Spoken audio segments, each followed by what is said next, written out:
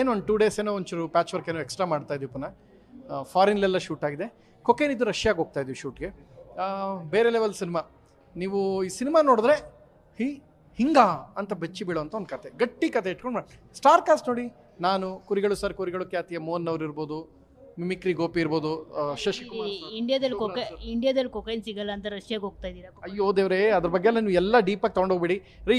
ಇಂಡಿಯಾದಲ್ಲಿ ಏರ್ಪೋರ್ಟಲ್ಲಿ ಚಿನ್ನನೇ ಸಿಗಲ್ಲ ರೀ, ಕೊಕೈನ್ ಸಿಗುತ್ತೇನೆ ರೀ. ನೀವು ಬಿಡಲ್ಲ, ನೀವು ಸಿಕ್ಕಿದ್ರು ನೀವು ಬಿಡಲ್ಲ. ಸೊ ಅದೆಲ್ಲ ಅನ್ಕೋಬಿಡಿ. ಒಂದೇ ಒಂದು ಮಾತು ಹೇಳ್ತೀನಿ ಕೇಳಿ. ನಿಮಗೆ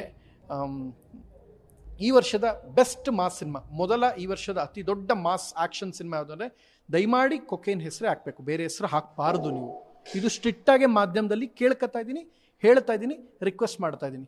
ಈ ವರ್ಷದ ಬೆಸ್ಟ್ ಆ್ಯಕ್ಷನ್ ಸಿನಿಮಾ ಅಂದರೆ ಕೊಕೇನ್. ನೀವು ಆ್ಯಕ್ಷನ್ ಎಲ್ಲ ನೋಡಿ, ಆಮೇಲೆ ಬೇರೆದಕ್ಕೆ ಇದ್ರ ಪಕ್ಕದಲ್ಲಿ ಬೇರೆ ಸಿನಿಮಾಗಳನ್ನ ಆಮೇಲೆ ಹಾಕಿ, ಜೊತೆಲಿ ಹಾಕಿ. ಹೇಳಿದ್ರೆ ಕೇಡಿ, ಡೆವಿಲ್ಲು ಅವೆಲ್ಲ ಅದೆಲ್ಲ ಎಕ್ಸ್ಟ್ರಾ ಮಾಸ್ ಸಿನಿಮಾ, ಒಂದು mass action cinema, biggest action cinema. Okay, ಈ ಸಿನಿಮಾ ನೋಡಿ ಫಸ್ಟು. ಈ ಸಿನಿಮಾ ಮೇಕಿಂಗು ಕ್ವಾಲಿಟಿ ನೋಡಿ.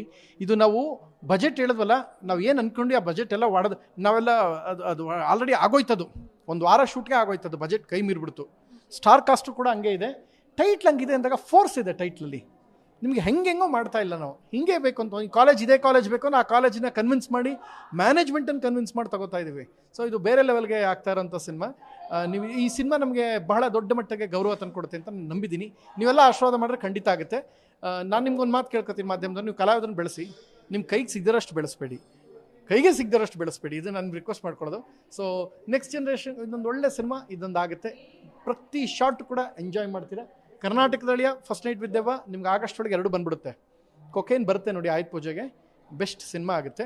ನೀವು ನೋಡಿದ್ರೆ ಶಾಕ್ ಆಗಿ ಶೇಕ್ ಆಗ್ಬಿಡ್ತೀರಾ. ಆ ಸಿನಿಮಾದ ಆ್ಯಕ್ಷನ್ ನೋಡಿದ್ರೆ ಶಾಕ್ ಆಗಿ ಶೇಕ್ ಆಗ್ಬಿಡ್ತೀರಾ, ಹಂಗೈತೆ, ಆ ರೇಂಜ್ಗೈತೆ.